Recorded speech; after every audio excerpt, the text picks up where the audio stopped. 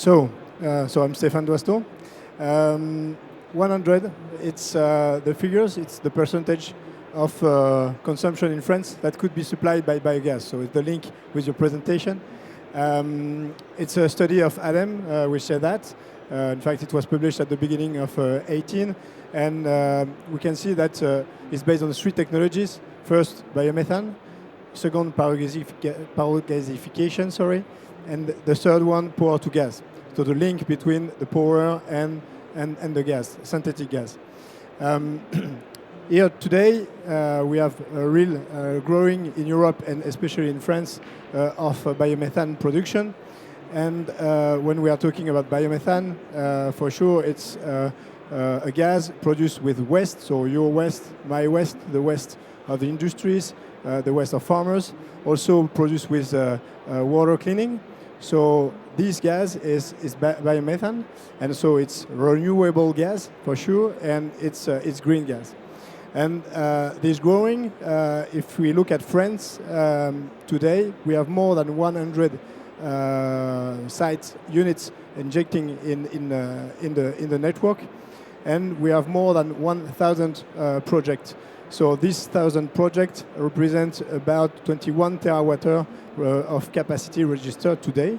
So it's really important and it's growing a lot. So what's the challenge on this biomethane?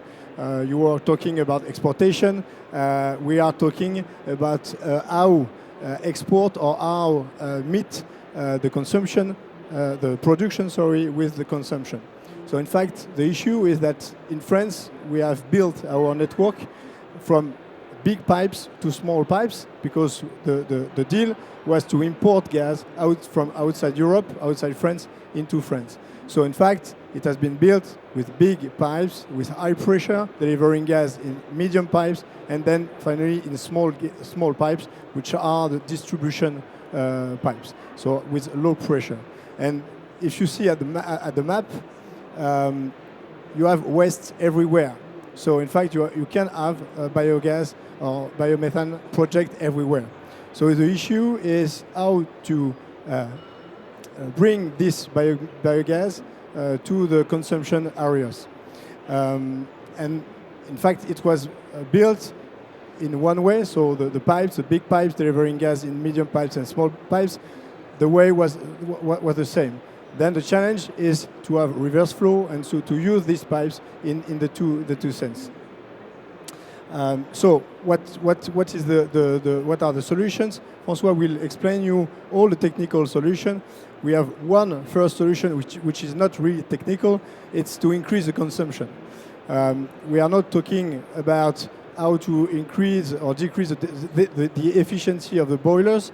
We know that it's important to increase the efficiency and so to decrease the consumption to heat your house, for example. So we know that by year the consumption for a heater will decrease 1% or 1.5% per year.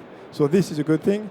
But to develop consumption of biogas, it's also to move industry that are producing with fuel, for example, to move it to biogas.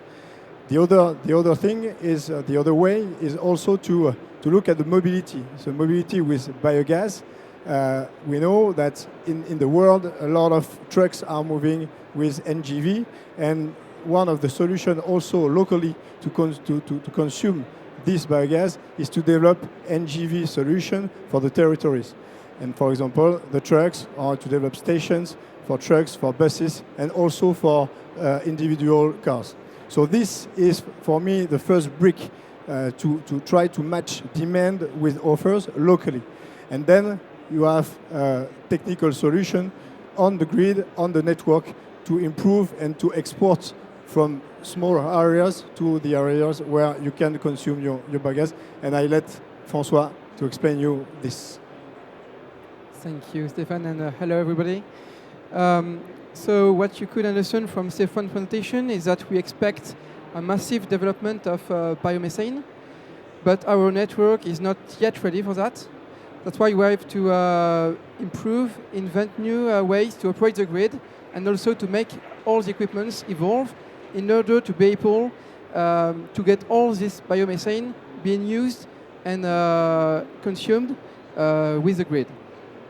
So the first thing we can do is developing the consumption. So we have to develop the grid. For example, if you have a grid where you have too much biomethane injected compared to the local consumption, you have to connect different grids in order to have the excess of gas being shipped to another grid where the consumption is higher and requires biomethane. Also, I can give you an example in the West Grid Synergy project, which is, I think, a very good example of what we can do.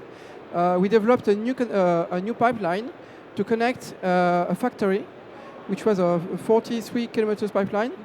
And this pipeline would never be economic if we had no biomethane project.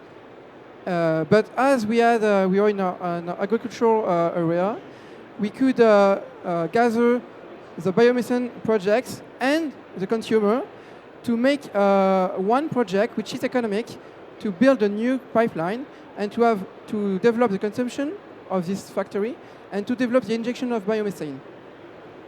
Then what you can do is to store biomethane. So one of the big advantages of this renewable energy is that it is not an intermittent energy, and you can store this energy. So the easiest way to store energy and to store gas is to adjust the pressure. And what we can do is store the biogas in the grid by adjusting the pressure. And for example, if you require to store more biogas, you can reduce the pressure in the grid so that you have more room to store gas. Also, you have some capacities in the injection points or in the consumer areas. For example, in in NGV stations, you have like tanks in which you can adjust the pressure and store some gas. And the ultimate solution is to take the excess of gas from the distribution grid up to the main grid, to the transportation grid. And this enables you to move the excess of gas from one area to another using the main national gas grid. So this is something which is new in France, and we have started the two first units in the western part of France in the scope of the West Grid Synergy project. So I was speaking about technical solutions, and especially the need to adapt the pressure in the grids to maximize the amount of biogas that we can inject in the grid. So what we have to do also is to work on the delivery units, meaning the units between the transportation grid and the distribution grid. And we need to adjust the pressure with a smart delivery unit, which will be able to anticipate the consumption and the production of biogas in the grid, and to adjust the pressure to maximize the capacity of gas storage. Then we need to be smart and to put sensors on the grid to better understand the flow of gas and to better understand how it is going to evolve, I mean consumption and injection, to operate smartly all the grid. So we develop smart metering on the consumption sites to better monitor consumption, and also pressure sensors to better know where the gas is on the grid and how things are evolving. And in the end, if we want to be smart, if we want to be efficient, we need to communicate, which means to exchange data between the transportation operator, between the distribution operator, but also with the local authorities, with the production sites and the consumer, in order to optimize globally the grid and the way we operate the grid. And so we have launched 2 years ago a smart grid demonstrator in order to test all these solutions, which is called the West Grid Synergy project. And Stefan is going to explain you about it. Thank you. Indeed, so we are testing all these solutions in the Westgrid Synergy. So Westgrid Synergy is a partnership between local authorities, public authorities, and the network operators. So it's located in Bretagne and Pays de la Loire. We have local agencies that are involved, CML, Morbihan Energy, and the CIDEV. And the first thing we are testing are the reverse flow solutions. So the two first reverse flow solutions of France will be delivered in this project. The first one in Pontivy at the end of the year, and the second one in Pouzauges in the middle of 2020. So this is the first thing. But we are testing all the solution, and not only the technical solution, also what I explained before.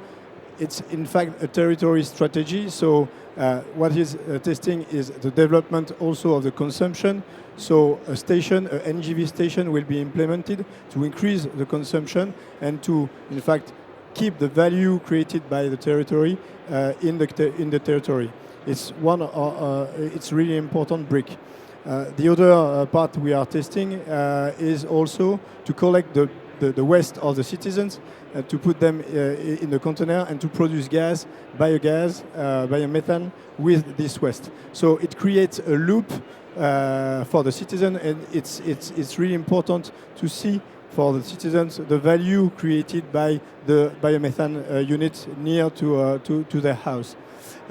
So we are testing all this. For sure, we are also testing all the, what explained François, all the exchange of data, the optimization of the grid. And at the end, it will be a real demonstrator that we will be able to then copy and apply to other territories. To finish, I would say that we are no more talking about energy. We are no more talking only about gas or biomethane. We are really talking about territories strategy, because biomethane is more than only gas. It creates value to the farmers. It creates also value to industry. It creates jobs locally. So it allows to keep job in the farmers' company, for example. And it's also about mobility. So we are talking about economy, ecology, and environment, sorry, and also farmers and mobility solutions. So this is really important.